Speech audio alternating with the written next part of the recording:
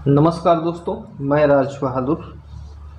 आज के इस सेशन में हम डिस्कशन करेंगे यूपीएससी सीएपीएफ जो एग्ज़ाम हुआ है 8 अगस्त 2021 को, इसके क्वेश्चन पेपर का हम फुल एनालिसिस करेंगे।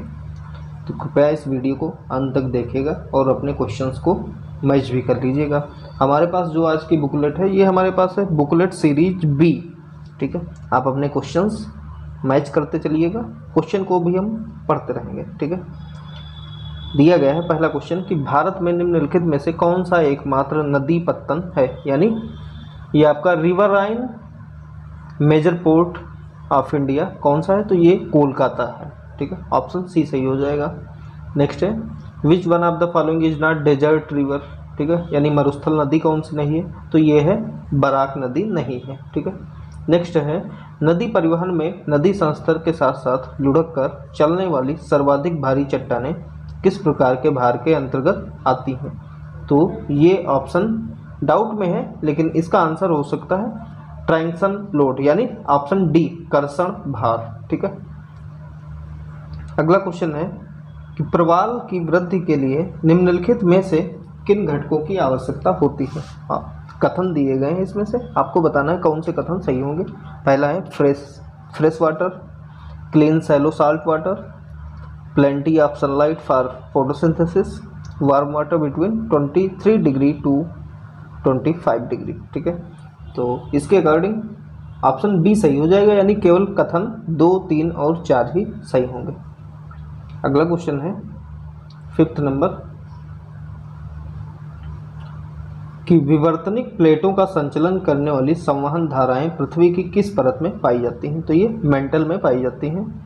अगला क्वेश्चन है कि आपको ये कथन दिए गए हैं, 2 कथन दिए गए हैं, इसमें से बताना है कौन सा कथन सही होगा, कौन सा कथन सही नहीं होगा। जिसमें पहला कथन दिया गया है राष्ट्रीय आंदोलन में समाजवादी प्रवृत्तियों के उभार के कारण आचार्य नरेंद्र देव और जयप्रकाश नारायण के नेतृत्व में 1934 में कांग्रेस सोशलिस्ट पार्टी की नींव पड़ी है। दूसरा कथन दिया गया है कि 1936 में जवाहरलाल नेहरू ने कांग्रेस से समाजवाद को अपने लक्ष्य के रूप में स्वीकार करने तथा किसानों और श्रमिक वर्गों से जुड़ने का आग्रह किया है। तो आपको बताना है कि इसमें से कौन से कथन सही होंगे, नहीं सही होंगे।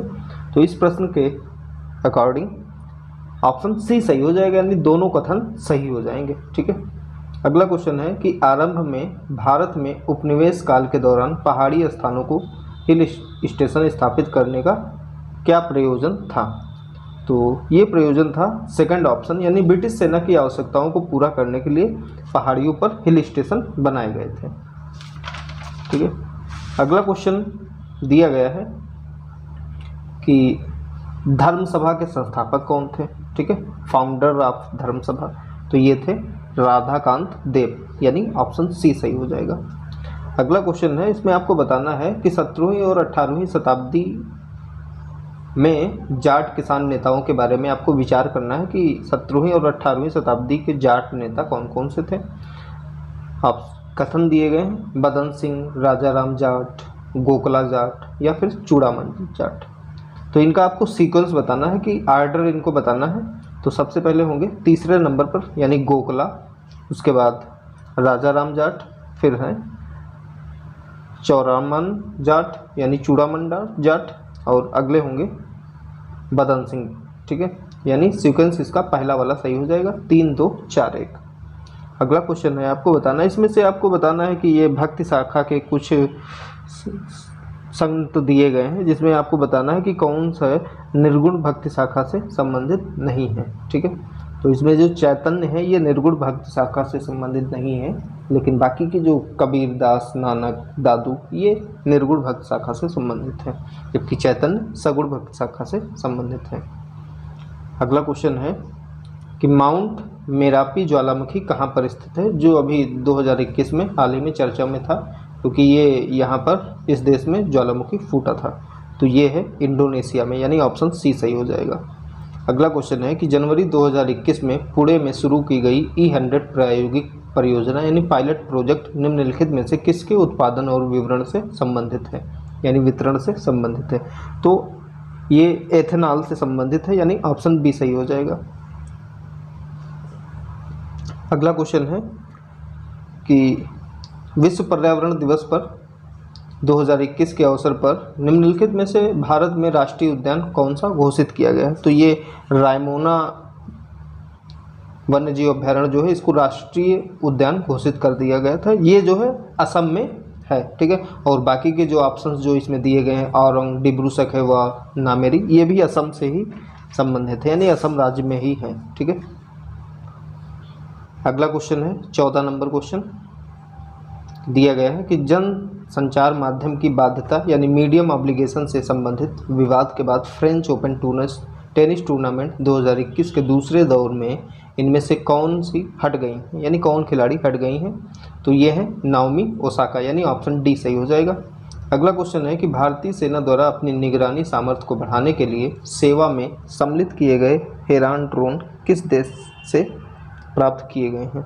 तो ये प्राप्त किए गए हैं इजराइल से, यानी ऑप्शन बी सही हो जाएगा। अगला क्वेश्चन है कि ये जो ताउते तूफान जो भी हाल ही में आया है तो इसका नामकरण किस देश ने किया था? तो ये म्यांमार के द्वारा नामकरण इसका किया गया था, ठीक है। अगला क्वेश्चन 17 नंबर क्वेश्चन है। यहाँ पर कोविड-19 के वेरिएंट्स दिए गए हैं और देश भी दिए गए हैं, ठीक है। तो आपको इसमें से मैच करना है कि कौन सा वेरिएंट किस देश का है। तो अल्फ़ा वेरिएंट ब्रिटेन से है, बीटा वेरिएंट दक्षिण अफ्रीका से है, गामा वेरिएंट ब्राज़ील से है और डेल्टा वेरिएंट ये भारत से है, यानी इसका सीक्वेंस जो हो जाएगा ऑप्शन ए सही हो जाएगा, यानी 3 4 2 1, ठीक है। अगला क्वेश्चन है कि भारतीय तटरक्षक अपतट गश्ती जहाज सजग का निर्माण किसके द्वारा किया गया है, जिसका जलवतरण मई 2021 में हुआ है? तो ये है मेसर्स गोवा शिपयार्ड लिमिटेड, यानी ऑप्शन डी सही हो जाएगा। अगला क्वेश्चन है आपका कि इनमें से कौन भारत के परिवर्ती पूंजी यानी वेरिएबल कैपिटल कंपनी पर गठित विशेषज्ञ समिति के अध्यक्ष थे, जिस समिति ने हाल ही में अपनी रिपोर्ट प्रस्तुत की है? तो ये हैं केपी कृष्णन, यानी ऑप्शन ए सही हो जाएगा।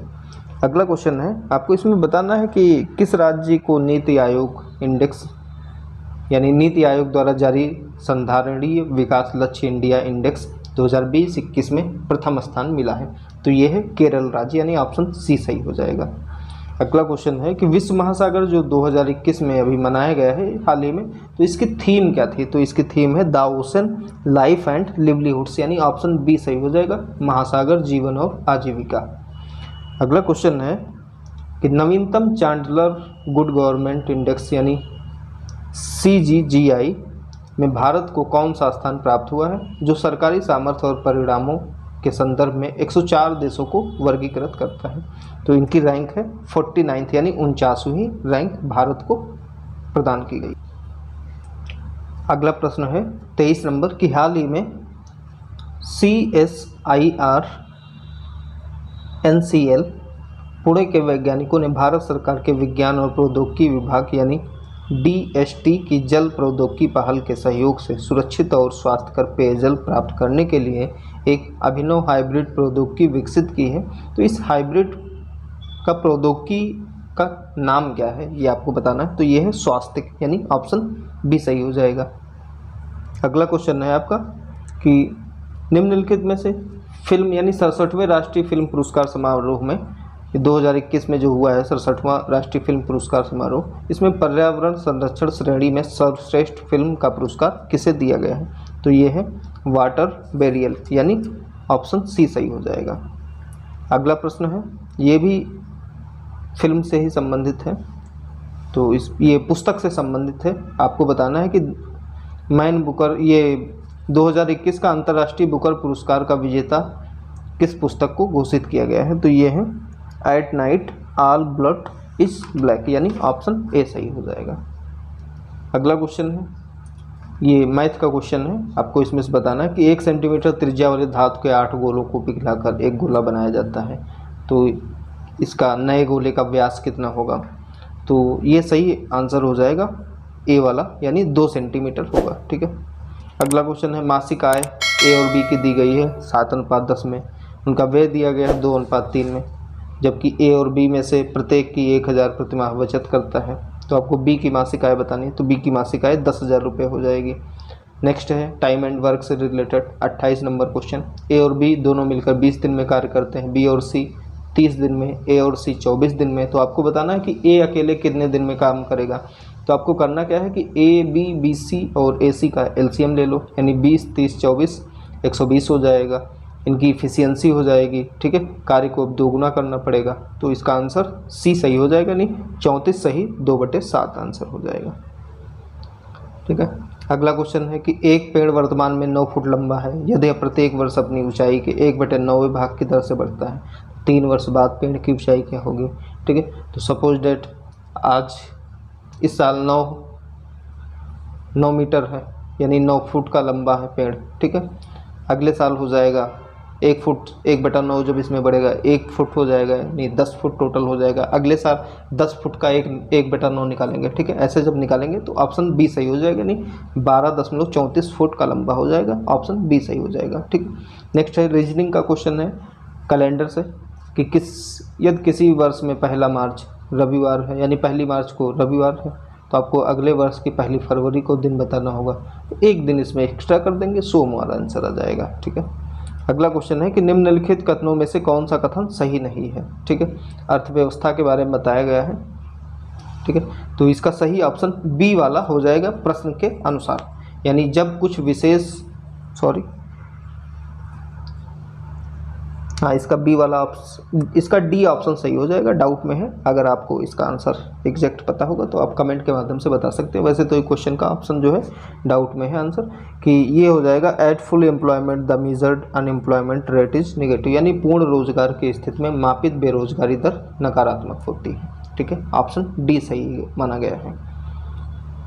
नेक्स्ट है कि उस मात्रा को क्या कहते हैं जिससे वास्तविक सकल घरेलू उत्पाद का संतुलन स्तर सकल घरेलू उत्पाद के पूर्ण रोजगार स्तर से अधिक हो जाता है। तो यह है इन्फ्लेशनरी गैप, यानी मुद्रास्फीति अंतराल, ऑप्शन बी सही हो जाएगा। अगला क्वेश्चन है कि किसी भी चीज़ को मुद्रा के रूप में मान्यता दिए जाने के लिए उसमें निम्नलिखित में से कौन सी विशेषताएं होनी चाहिए। इसमें कथन दिए गए हैं, आपको इनके अकॉर्डिंग बताना है। पहला कथन है विनिमय प्रक्रिया में मध्यवर्ती के रूप में कार्य करना, या कीमत उद्धृत करने के लिए मानक इकाई, या फिर अवश्य ही सरलता से विभाजित होना चाहिए, या वैकल्पिक प्रयोग में उच्चतर मूल्य का होना चाहिए। तो इस प्रश्न के अनुसार ऑप्शन ए सही हो जाएगा, यानी 1 2 4, ठीक है, यही कथन सही होंगे। अगला क्वेश्चन है कि वर्ष 2009-10 से 2018-19 के लिए सकल वर्धित मूल्य यानी जीवीए के सेक्टर वार हिस्से यह दर्शाते हैं कि भारत में इन वर्षों में जीवीए में सेवा सेक्टर के हिस्से में वृद्धि हुई है। तो आपको बताना है कि निम्नलिखित में से किस में वृद्धि हुई है, ठीक है।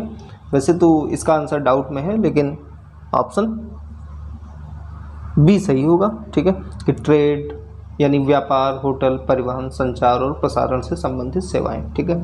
अगर आपको किसी भी प्रश्न का उत्तर डाउट में लग रहा है तो आप उस क्वेश्चन का आंसर कमेंट के माध्यम से बता सकते हैं, अगर आपको एग्जैक्ट उस प्रश्न के बारे में जानकारी है तो, ठीक है। अगला क्वेश्चन है कि रोजगार स्थितियों के आधार पर अर्थव्यवस्था को किस प्रकार के सेक्टरों में विभाजित किया गया है।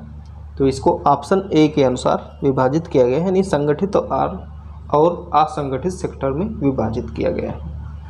अगला प्रश्न है कि निम्नलिखित में से कौन सा रासायनिक अपक्षय का प्रकार नहीं है, ठीक है। तो ये ऑप्शन बी सही हो जाएगा, नहीं लवण क्रिस्टल वृद्धि नहीं होता, साल्ट क्रिस्टल ग्रोथ जो है ये रासायनिक अपक्षय का प्रकार नहीं है।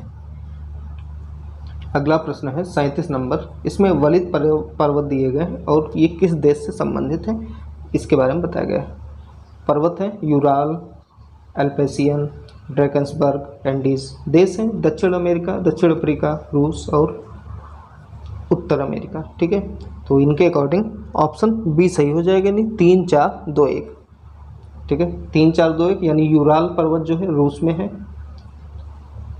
एल्पेशियन पर्वत उत्तर अमेरिका में है, ड्रैकन्सबर्ग दक्षिण अमेरिका में है, दक्षिण अफ्रीका में है, और एंडीज दक्षिण अमेरिका में है, यानी 3 4 2 1 सही हो जाएगा सीक्वेंस। अगला प्रश्न है 38 नंबर कि भारत में पाए जाने वाले लौह अयस्क के मुख्य प्रकार निम्नलिखित में से कौन से हैं। हेमेटाइट, मैग्नेटाइट, लिमोनाइट या सिडराइट, ठीक है। तो ये ऑप्शन ए वाला सही हो जाएगा कि हेमेटाइट और मैग्नेटाइट जो है यही लौ अयस्क के मुख्य प्रकार हैं। ठीक है, अगला प्रश्न है 39 नंबर कि आसन कंजर्वेशन रिजर्व कहाँ स्थित है, तो ये उत्तराखंड में स्थित है। ऑप्शन बी सही हो जाएगा। अगला प्रश्न है, दो कथन दिए गए हैं। पहला कथन है प्रारंभ में सिख गुरु धर्मोपदेशक थे और उन्होंने राजनीति के हस्तक्षेप नहीं किया, लेकिन गुरु अर्जन ने विद्रोही राजकुमार खुसरो को अपनी शुभकामनाएं दी हैं। गुरु अर्जन ने कमोबेश शनिवार आध्यात्मिक कर की व्यवस्था की शुरुआत करके वित्त जुटाने का प्रयास किया, जिसे उनके मसंद कहे जाने वाले प्रतिनिधियों द्वारा संग्रहित किया जाता है। तो आपको बताना है कि इन दोनों कथनों में से कौन सा कथन सही होगा। तो इन दोनों कथनों में से दोनों कथन आपके सत्य हैं, यानी ऑप्शन सी सही हो जाएगा। अगला है कुतुब मीनार मूल रूप से 4 मंजिल थी। दिल्ली के किस सुल्तान ने 5वीं मंजिल जोड़कर ढांचे की ऊंचाई में वृद्धि की है, तो ये है फिरोज शाह तुगलक, यानी ऑप्शन डी सही हो जाएगा। अगर इसकी नींव के बारे में पूछा जाए तो नींव कुतुबुद्दीन ऐबक, उसके बाद इसका निर्माण इल्तमिश ने कराया है। लेकिन 5वीं मंजिल का अगर प्रश्न पूछ लिया गया है तो ये फिरोज शाह से संबंधित है, यानी फिरोज शाह तुगलक ने 5वीं मंजिल को बनवाया था। अगला प्रश्न है, इसमें दक्कन सल्तनत और उनके संबंधित क्षेत्र बताए गए हैं। इसमें से आपको बताना है कि कौन सा सही से सुमेलित नहीं है। तो ऑप्शन ए जो है यही सही हो जाएगा इस प्रश्न के अनुसार कि निजाम शाही जो है ये बीजापुर में नहीं है, यानी बीजापुर से संबंधित नहीं है। ठीक है, अगला प्रश्न है 43 दिया गया है। दो कथन दिए गए हैं कि अकबर के शासन में पंजाब से अवध तक बहुत बड़े क्षेत्र में जब्त प्रणाली लागू की गई थी। दूसरा कथन दिया गया है 17वीं शताब्दी के उत्तर भारत में कनकूत प्रणाली के चलते जब्त प्रणाली कमज़ोर पड़ गई थी। ठीक है, तो वैसे तो इस प्रश्न का उत्तर सी ही माना जा रहा है, डाउट में है। अगर आपको इस क्वेश्चन का सही उत्तर पता होगा तो आप कमेंट के माध्यम से बता सकते हैं।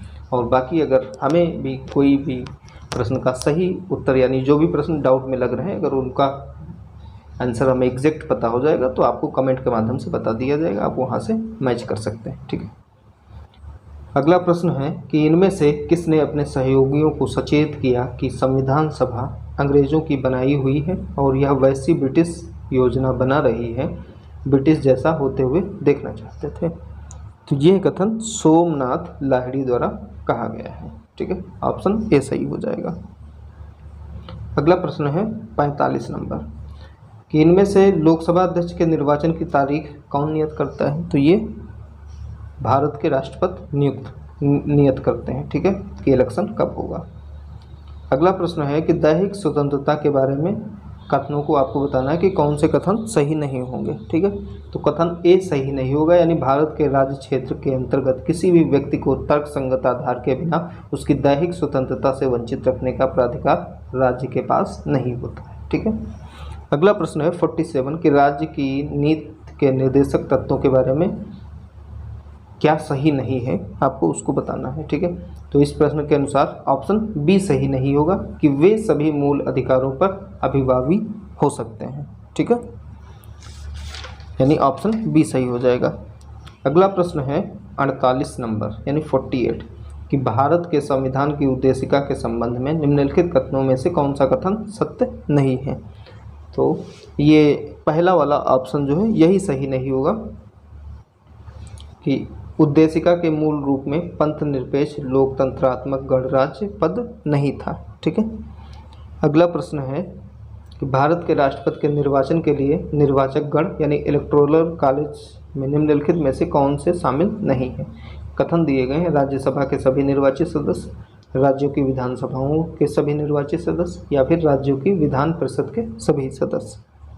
ठीक है, तो इस प्रश्न के अनुसार ऑप्शन सी सही होगा, यानी केवल तीसरा जो है यही शामिल नहीं किया गया है। ठीक है, अगला प्रश्न है मैथ से, ये पार्टनरशिप का प्रश्न है।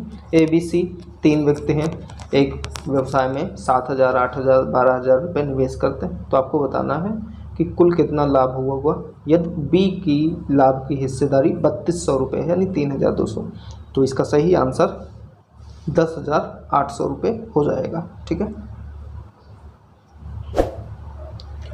अगला प्रश्न है 51 नंबर यानी बिजली चमकना, जिसे तड़ित काउंट भी कहते हैं। दिखाई देने और मेघ गर्जन सुनाई देने के बीच समय का अंतराल 10 सेकंड है।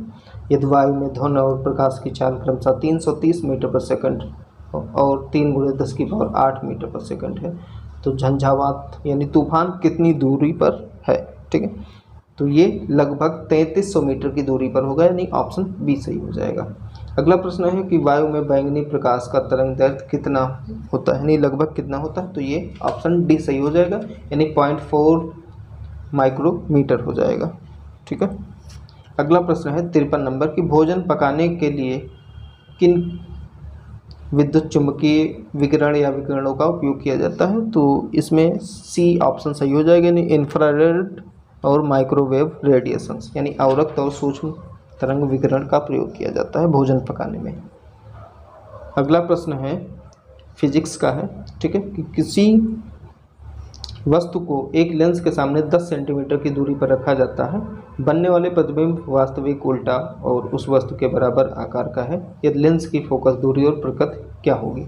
तो ऑप्शन ए सही हो जाएगा, यानी 5 सेंटीमीटर और प्रकृति इसकी अभिसारी होगी। अगला प्रश्न है कि निकट दृष्टि दोष वाले व्यक्ति के बारे में क्या सही है? ठीक है, अब देखिए निकट दृष्टि के दोष के बारे में बताया गया है। इसमें क्या होता है कि इसमें जो है दूर की वस्तुएं तो दिखाई देती हैं, नहीं, इसमें जो है निकट की वस्तुएं दिखाई देती हैं जबकि दूर की वस्तुएं धुंधली दिखाई देती हैं। ठीक है, जिससे अवतल लेंस का प्रयोग किया जाता है निकट दृष्टि दोष के लिए, तो ऑप्शन बी सही हो जाएगा। अगला प्रश्न है कि निम्नलिखित में से कौन सा कोशिकांग प्राणी कोशिकाओं में नहीं पाया जाता है? तो सेल वॉल नहीं पाया जाता है, यानी कोशिका भित्तर नहीं पाई जाती, ऑप्शन सी सही हो जाएगा। अगला प्रश्न है कि निम्नलिखित में से किस पादप ऊतक में वृहत वायु अवकाश होते हैं? ठीक है, तो ये होता है वायु ऊतक, यानी एरेंचियामा। ठीक है, ऑप्शन डी सही हो जाएगा। नेक्स्ट है 58 नंबर क्वेश्चन कि संयोजी ऊतक कौन सा नहीं है? तो ये है स्मूथ मसल्स, यानी चिकनी पेशी जो है यह संयोजी ऊतक नहीं होता है। अगला प्रश्न है कि मोनेरा जगत यानी किंगडम मोनेरा से कौन संबंधित है, यानी कौन सा जीव संबंधित है? तो ये है एनाबीमा, यानी ऑप्शन सी सही हो जाएगा। अगला प्रश्न है कि निम्नलिखित में से कौन सा रोग किसी संक्रमित व्यक्ति के मुंह या नाक से निकलने वाली सूक्ष्म बूंदों, जिसे ड्रॉपलेट्स कहते हैं, नहीं फैलता है? तो ये है HIV एड्स, यानी ऑप्शन सी सही हो जाएगा। अगला क्वेश्चन है कि श्वसन के दौरान निम्नलिखित में से कौन सा ग्लूकोज का विघटन उत्पाद नहीं है? तो ये है मेथेनॉल, यानी ऑप्शन डी सही हो जाएगा। अगला प्रश्न है कि निम्नलिखित में से कौन सा एक सूक्ष्मोष्माशी अभिक्रिया का उदाहरण है? तो ये ऑप्शन बी सही हो जाएगा, यानी CaCO3 gives out CaO + CO2। ठीक है, ऑप्शन बी सही हो जाएगा। अगला प्रश्न है कि आलू चिप्स के जो पैकेट्स होते हैं, इनके अंदर कौन सी गैस प्रयोग की जाती है जिससे विकृत गंध यानी पनप ना सके? तो ये ऑप्शन सी सही हो जाएगा, नाइट्रोजन गैस इन पैकेट्स में भरी जाती है। अगला प्रश्न है कि प्राचीन भारतीय दार्शनिक के अनुसार पंच तत्व में कौन से मूल तत्व शामिल हैं? तो ऑप्शन बी सही हो जाएगा, वायु, पृथ्वी, अग्नि, आकाश और जल, यानी एयर, अर्थ, फायर, स्काई, वाटर, यही पंच तत्व होते हैं। ठीक है, अगला प्रश्न है 65 यानी 65 नंबर। आपको बताना है कि एक दूध वाला जो है ये दूध में थोड़ी मात्रा में बेकिंग सोडा मिलाता है, जिससे pH वैल्यू पर क्या इफेक्ट पड़ सकता है? ठीक है, तो ये वीकली एसिडिक हो जाएगा, यानी दुर्बल अम्लीय हो जाएगा, ऑप्शन डी सही हो जाएगा। अगला प्रश्न है कि सोडियम हाइड्रोक्साइड के साथ निम्नलिखित में से कौन सी धातु ऑक्साइड सामान्यतः अभिक्रिया नहीं करती है? तो ये होगा कैल्शियम ऑक्साइड, यानी ऑप्शन डी सही हो जाएगा। अगला प्रश्न है कि जब कैल्शियम धातु सल्फ्यूरिक अम्ल के साथ अभिक्रिया करता है तो कुछ क्षण में ही अभिक्रिया रुक जाती है, ऐसा क्यों? ठीक है, तो ऐसा इसलिए होता है कि अभिक्रिया में बनने वाला कैल्शियम सल्फेट जल में आघूलनशील होता है और यह कैल्शियम धातु को आवृत कर देता है तथा इसे आगे अभिक्रिया करने से रोक देता है, यानी ऑप्शन बी सही हो जाएगा। अगला प्रश्न है 68 नंबर कि जब जल से भरे खोखले प्रिज्म पर श्वेत प्रकाश किरण पुंज को आपतित किया जाता है तो यह किरण पुंज 7 घटक रंगों में विभक्त हो जाती है। तो इसमें से आपको बताना है कि कौन से रंग की अधिकतम विचलन कोण बनाता है। तो ये बैंगनी होता है यानी वायलेट कलर, ऑप्शन बी सही हो जाएगा। अगला ये प्रश्न रीजनिंग से है, क्लॉक का, ठीक है। घड़ी का प्रतिबिंब आपको बनाना है। अब देखिए ये जो घड़ी है, इस घड़ी में बजा है, समय हुआ है 2:35। तो आपको जब इसे समतल दर्पण के सामने यानी शीशे के सामने जब आप देखेंगे तो इसका जस्ट उल्टा हो जाएगा यानी 9:25 बचेंगे, ठीक है। घंटे वाली सुई 9 और 10 के बीच में हो जाएगी और मिनट वाली सुई 5 पर पहुंच जाएगी, ठीक है। 9:25 समय हो जाएगा। अगला प्रश्न है कि निम्नलिखित में से कौन सा दीप्त वस्तु नहीं है, ठीक है। तो ये है जुपिटर यानी बृहस्पति नहीं है। अगला प्रश्न है कि मान लीजिए किसी परिपथ में एक ताप दीप्त लैंप में से होकर 1.5 एम्पीयर विद्युत धारा प्रवाहित होती है। 10 मीटर पर सेकंड में इसमें से होकर प्रवाहित होने वाले आवेश की मात्रा क्या होगी। तो इसका सही आंसर हो जाएगा ऑप्शन ए यानी 0.015 कूलम, ठीक है। अगला प्रश्न है कि निम्नलिखित में से कौन सा नवीकरणीय ऊर्जा का स्रोत नहीं है, ठीक है। तो ये है न्यूक्लियर यानी नाभिकीय जो है ये नवीकरणीय ऊर्जा का स्रोत नहीं है। अगला प्रश्न है 73 नंबर कि निम्नलिखित में से कौन सा पर्णहरित यानी क्लोरोफिल का कार्य नहीं है। तो यह है कार्बोहाइड्रेट्स का ऑक्सीकरण, यही इसका मुख्य कार्य नहीं होता है। तो यानी ऑप्शन सी सही हो जाएगा। अगला प्रश्न है कि एक कोशिकीय जीवों की जीवन प्रक्रिया के बारे में निम्नलिखित में से कौन सा कथन सत्य नहीं है। तो इसमें से पहला वाला कथन सत्य नहीं होगा कि इन्हें भोजन ग्रहण करने के लिए पृथक अंग की आवश्यकता होती है। अगला प्रश्न है 75 नंबर कि निम्नलिखित में से किस जीव में इनके जीवन चक्र की किसी भी अवस्था को पृष्ठरज्जु यानी नोटोकार्ड नहीं होती है। तो ये है होलोथूरिया यानी ऑप्शन ए सही हो जाएगा। अगला प्रश्न है ये मैथ का प्रश्न है 76 नंबर कि किसी स्टॉक क्लियरेंस सेल में एक दुकानदार अपनी सभी वस्तुओं को 40% की छूट पर देता है, ठीक है। तो इसका सही आंसर 1600 रुपये हो जाएगा, नहीं ऑप्शन सी सही हो जाएगा। अगला प्रश्न है एज का मैथ में कि राज और उसके पिता की औसत आयु 45 वर्ष है। राज के पिता और दादा की आयु राज की आयु की 2 गुनी 3 गुनी है, ठीक है। तो इसमें राज के दादा और की आयु जो है 90 वर्ष हो जाएगी, ऑप्शन बी सही हो जाएगा। अगला है कि वह लघुत्तम संख्या जिसमें से 10,000 जोड़ने पर प्राप्त संख्या 20, 24, 30 से विभाज्य हो। तो वह आपको कुछ भी नहीं करना है। अब 10,000 जैसे दिया गया है तो 10,000 में इसमें से एक ऑप्शन को कोई पिकअप करो, वही इसमें से जोड़ दो। जब जोड़ोगे तो एक ऐसा नंबर बनेगा जो नंबर 20, 24 और 30 से डिविजिबल हो, ठीक है। तो जब आप इसमें 83 जोड़ देंगे,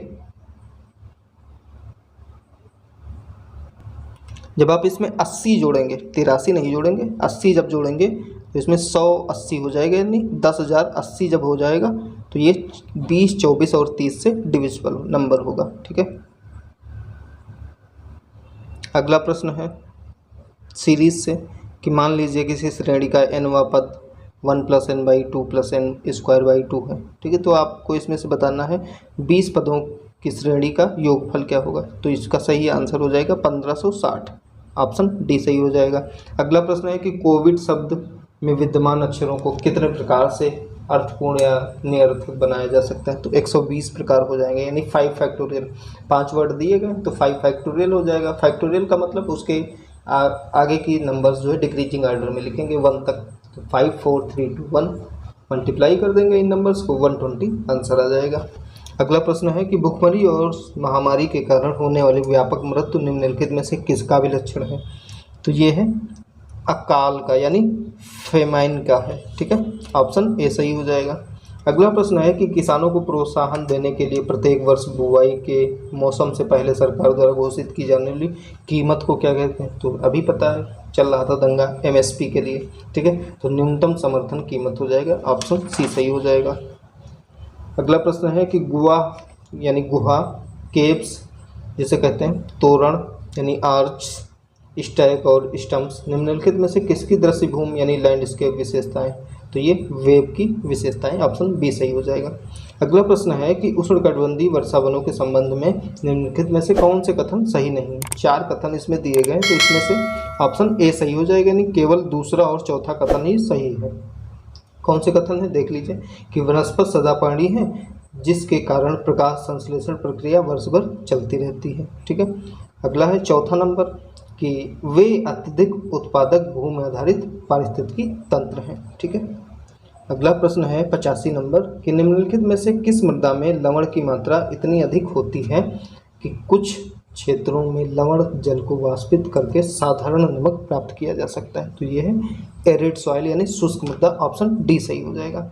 अगला प्रश्न है कि अकबर के बारे में आपको बताना है कि कौन से कथन सही हैं। ठीक है। तो ये इसमें से ऑप्शन बी सही हो जाएगा, नहीं केवल 1, 2 और 3 कथन ही सही हैं। कथन देख लेते हैं कि अकबर ने आगरा का किला 1560 के दशक में बनवाया था और 1570 के दशक में अकबर ने फतेहपुर सीकरी को नई राजधानी बनाने का निर्णय लिया था। ठीक है। अगला कथन सही हो जाएगा इसमें से कि अकबर ने सीकरी में यानी फतेहपुर सीकरी में शेख सलीम चिश्ती के सफ़ेद संगमरमर के मकबरे का निर्माण भी प्रारंभ कराया था। ठीक है। तो ऑप्शन बी सही हो जाएगा कि केवल 1, 2, 3 कथन ही सही होंगे। अगला प्रश्न है कि विजयनगर के अमर नायकों के बारे में निम्नलिखित कथनों में से कौन सा कथन सही होगा। तो इसमें से कथन आपका केवल ऑप्शन बी जो है यही सही हो जाएगा कि केवल कथन 1, 3 और 4 ही सत्य हैं। ठीक है। ये आप देख सकते हैं कथन दिए गए हैं। अगला प्रश्न है कि आपको बताना है कि कौन सा सही सुमेलित है। तो इसमें से जो भी ये दिए गए हैं सारे के सारे सही होंगे, यानी उपरोक्त सभी यानी 1, 2, 3 तीनों सही हैं कि स्थायी बंदोबस्त लॉर्ड कॉर्नवालिस ने, रैयतवाड़ी बंदोबस्त थॉमस मुरनो और माहलवाड़ी बंदोबस्त होल्ट मैकेंजी के कार्यकाल में शुरू की गई थी। ठीक है। अगला आपका प्रश्न है 89 नंबर प्रश्न है 89 कि इसमें से किसने हैदराबाद में स्वयं को स्वतंत्र शासक के रूप में स्थापित करके निजामुल मुल्क आसफ जाह की उपाधि धारण की है। तो ये है चिनक्लिंच खान। ठीक है। ऑप्शन डी सही हो जाएगा। अगला प्रश्न है कि किसी व्यक्ति को निम्नलिखित मूल अधिकारों में से कौन सा प्रदान नहीं किया गया है। तो इसमें से स्वयं अपने विरुद्ध साक्षी के रूप में कार्य करना यही मूल अधिकारों में नहीं माना गया है। ठीक है। ऑप्शन सी सही हो जाएगा। अगला प्रश्न है कि भारत के संविधान में निम्नलिखित में से किस निकाय यानी बॉडी के लिए प्रत्येक राज्य में नगरपालिका का गठन करने का प्रावधान नहीं है। तो ये है अर्बन पंचायत यानी शहरी पंचायत, ऑप्शन डी सही हो जाएगा। ऑप्शन डी है ये। अगला प्रश्न है 92 नंबर यानी 92 नंबर दिया गया है कि निम्नलिखित उदाहरण पर विचार कीजिए। 26 जनवरी 1950 को हम अंतर विरोधों से ग्रसित जीवन में प्रवेश करने जा रहे हैं। राजनीति में हमारे पास समानता होगी तथा सामाजिक और आर्थिक जीवन में हमारे पास असमानता होगी। तो ये उदाहरण इनमें से किस नेता का है। ठीक है। तो ये है भीमराव अंबेडकर द्वारा, यानी ऑप्शन सी सही हो जाएगा। अगला प्रश्न है 93 नंबर कि भारत के राष्ट्रपति को निम्नलिखित शक्तियों में से कौन सी शक्ति प्रदान नहीं की है। तो ये शक्ति है कि उच्च न्यायालय के किसी न्यायाधीश को हटाने की शक्ति जो है राष्ट्रपति के पास नहीं है, यानी हटाने की शक्ति राष्ट्रपति के पास नहीं है। ठीक है। तो इस प्रश्न के अकॉर्डिंग ऑप्शन डी सही हो जाएगा। अगला प्रश्न है 94 नंबर कि मेनका गांधी बनाम भारत संघ के 1978 के संबंध में निम्नलिखित में से कौन से कथन सत्य नहीं है। तो ऑप्शन डी सही नहीं है कि अनुच्छेद 21 के अंतर्गत प्राण यानी जीवन के अधिकार में मृत्यु का अधिकार शामिल नहीं है। अगला प्रश्न है 95 नंबर। ठीक है। ये भी मैथ का ही प्रश्न है, इसका सही ऑप्शन हो जाएगा। प्रश्न है आप मैच कर सकते हैं कि एक दुकानदार अपनी वस्तुओं पर क्रमशः 10% और 5% की क्रमिक छूट देता है। ठीक है। तो इसके अकॉर्डिंग आपका ऑप्शन बी सही हो जाएगा, 2.6% अधिक हो जाएगा। ठीक है। Option b. अगला प्रश्न है कि एक धनराशि दी गई है 2 वर्ष के लिए 5% की वार्षिक दर पर चक्रवृद्धि ब्याज और साधारण ब्याज के बीच का अंतर दिया गया है 250 रुपये है। तो ये धनराशि हो जाएगी 1 लाख रुपये। ठीक है। आपको करना क्या है, फार्मूला वही है कि A = 1+R/100⁴ n। ठीक है। आप इसी फार्मूले से भी कर सकते हैं या फिर ट्री मेथड द्वारा कर सकते हैं। अगला प्रश्न है 97 नंबर की 75 ml एल्कोहल में कितना जल मिलाया जाना चाहिए कि ताकि मिश्रण में एल्कोहल की मात्रा 25% हो जाए। तो इसका सही आंसर 225 मिलीलीटर हो जाएगा, यानी 225 ml हो जाएगा। अगला प्रश्न है कि किसी संख्या का 35% उसी संख्या के 27% से 416 अधिक है, तो संख्या क्या होगी? तो ये संख्या 5200 हो जाएगी, 5200। ऑप्शन ए सही हो जाएगा। करना क्या है कि x गुणे 35/100 बराबर x गुणे 27/100 प्लस 416। x की वैल्यू निकाल लीजिए, आपका आंसर आ जाएगा। ठीक है। अगला प्रश्न है कि भारत में कार्डमम पहाड़ियों को निम्नलिखित में से किसकी श्रृंखला के रूप में रखा गया है? तो ये पश्चिमी घाट यानी वेस्टर्न घाट में रखा गया है। ऑप्शन डी सही हो जाएगा। अगला प्रश्न है कि सहायक नदियाँ दी गई हैं और इनकी नदी दी गई हैं, तो कौन सा कथन सही होगा? ठीक है, तो इसके हिसाब से यानी इसके अकॉर्डिंग ऑप्शन सी सही हो जाएगा। आप देख सकते हैं 4 3 2 1, यानी सतलुज नदी सिंधु नदी से है, कोसी नदी गंगा नदी की सहायक, तीस्ता ब्रह्मपुत्र और चंबल यमुना नदी की सहायक नदी। ठीक है, यही सही हो जाएगा सीक्वेंस, यानी ऑप्शन सी सही हो जाएगा। 4 3 2 1। अगला प्रश्न है 101 नंबर। आपको इसमें से बताना है कि कौन सा सही सुमेलित नहीं है। तो जलानुवर्ती ये पुष्प से सही सुमेलित नहीं है, यानी हाइड्रोट्रोपिक फ्लावर से संबंधित नहीं है। ऑप्शन डी सही हो जाएगा। अगला प्रश्न है कि कौन सी धातु ऑक्सीजन जल या अम्लों से अभिक्रिया नहीं करती? तो ये Au, ठीक है, Ag चांदी होती है, Au सोना, ये जो है जल से अभिक्रिया नहीं करता है। ऑप्शन डी सही हो जाएगा। अगला प्रश्न है कि निम्नलिखित में से कौन सी धातु शीतल जल से अभिक्रिया कर हाइड्रोजन उत्पन्न करती है? तो यह है सोडियम। ऑप्शन डी सही हो जाएगा। अगला प्रश्न है कि 104 नंबर प्रश्न है कि मैग्नीज डाई हाइड्रोक्साइड को एल्युमिनियम पाउडर के साथ तप्त करके मैग्नीज का निष्कर्षण किया जाता है। इस अभिक्रिया के संबंध में निम्नलिखित में से कौन सा कथन सत्य नहीं है? तो ऑप्शन ए सही नहीं है। ठीक है, यानी ऑप्शन ए सही होगा कि यह अभिक्रिया ऊष्माक्षेपी होती है। ठीक है, ऑप्शन ए सही हो जाएगा। अगला प्रश्न है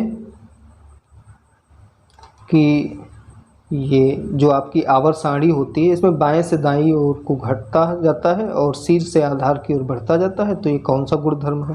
तो ये एटॉमिक रेडियस का गुणधर्म यानी परमाणु की त्रिज्या का गुणधर्म है। ठीक है, ऑप्शन डी सही हो जाएगा। अगला प्रश्न है कि उत्पादन संभावना वक्र यानी फ्रंटियर के बारे में कौन सा सत्य नहीं है? तो ऑप्शन डी सही नहीं होगा कि उत्पादन संभावना वक्र एक पर्ण के उत्पादन को दूसरे पर्ण के उत्पादन में परिवर्तन किए बिना बढ़ाया जा सकता है। ठीक है, ऑप्शन डी सही हो जाएगा।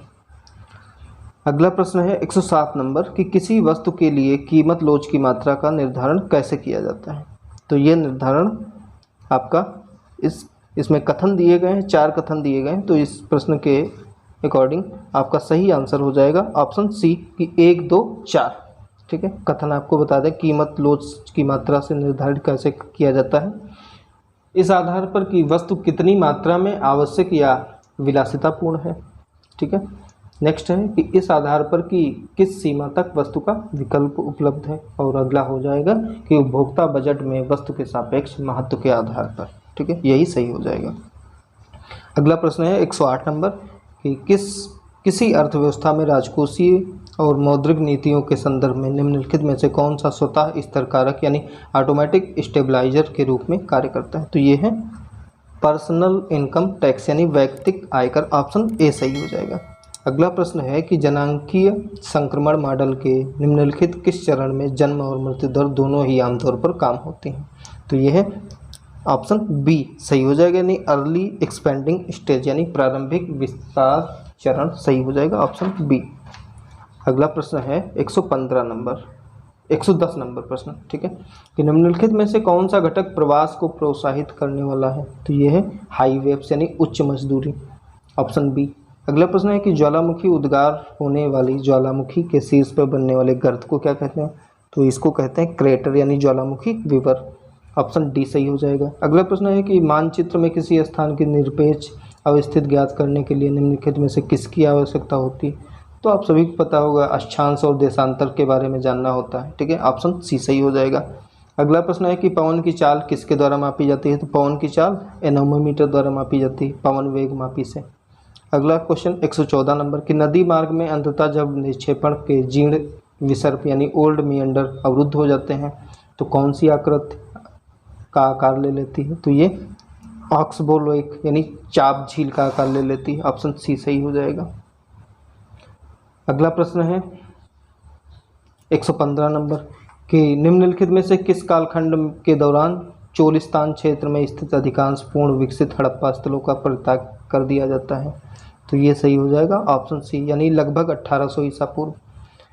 116 नंबर क्वेश्चन है कि माध्यमिक शाखा के मूल ग्रंथ यानी माध्यमिक कारिका के रचयिता कौन थे? तो ये रचयिता है नागार्जुन। ऑप्शन ए सही हो जाएगा। अगला प्रश्न है कि संस्कृत साहित्य की निम्नलिखित रचनाओं और उनके रचनाकारों का कौन सा युग्म सही सुमेलित नहीं है? तो ये है आपका ऑप्शन डी कालिदास वासवदत्ता। ठीक है, यही सही हो जाएगा इस प्रश्न के अनुसार। अगला प्रश्न है कि मथुरा कला शैली में निम्नलिखित में से भगवान बुद्ध की मूर्तियाँ यानी इमेज जो है मुख्यतः किस मुद्रा में बनाई गई हैं?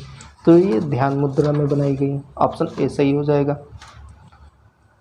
अगला प्रश्न है कि मौर्य राजधानी पाटलिपुत्र का संबंध निम्नलिखित में से किन पुरातात्विक अवशेषों से है? तो ये है ऑप्शन सी यानी कुम्हरार और बुलंदीबाग। ऑप्शन सी सही हो जाएगा। अगला प्रश्न है कि पुराणों में सातवाहनों की पहचान निम्नलिखित में से किस विशेष नाम से की गई है? तो ये आंध्रा के नाम से की गई है। ऑप्शन ए सही हो जाएगा। अगला प्रश्न है 121 नंबर की उच्चतम न्यायालय की निम्नलिखित शक्तियों में से कौन सी उच्चतम न्यायालय को भी प्रदान की गई है? तो ये शक्ति है अभिलेख न्यायालय की शक्ति यानी ऑप्शन सी सही हो जाएगा। 122 नंबर क्वेश्चन, भारत का संविधान मूल अधिकार के रूप में निम्नलिखित में से किसकी गारंटी नहीं देता है? तो ये संपत्ति का अधिकार की गारंटी नहीं देता है यानी राइट टू प्रॉपर्टी का अधिकार नहीं है।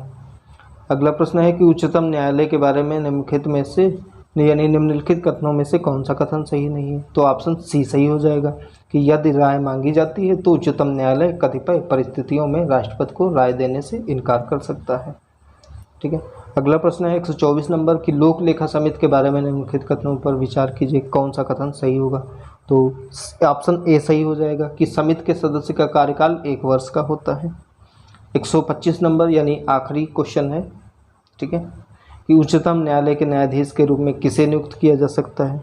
तो ऑप्शन सी सही हो जाएगा कि भारत के राष्ट्रपति की राय में पारंगत विधिवेत्ता को नियुक्त किया जा सकता है। ठीक है, a distinguished jurist in the opinion of the president of India. ठीक है, तो उम्मीद करते हैं हमने जो क्वेश्चंस का डिस्कशन आपके समक्ष रखा है आपको अच्छा लगा होगा ये सेशन। ठीक है, अगर आपको किसी भी प्रश्न का डाउट है तो आप कमेंट के माध्यम से उस प्रश्न के बारे में जान सकते हैं, उसका उत्तर भी आप कमेंट के माध्यम से भी जान सकते हैं, और अगर आपको पता है तो आप भी अपने प्रश्न का उत्तर दे सकते हैं। ठीक है, तो अगर आप हमारे चैनल पर नए हैं तो आप हमारे चैनल को सब्सक्राइब जरूर कर लीजिएगा, जिससे कि आपको महत्वपूर्ण वीडियोस के नोटिफिकेशंस भी मिलते रहें। ठीक है, तो मिलते हैं फिर अगले वीडियो में। Thank you.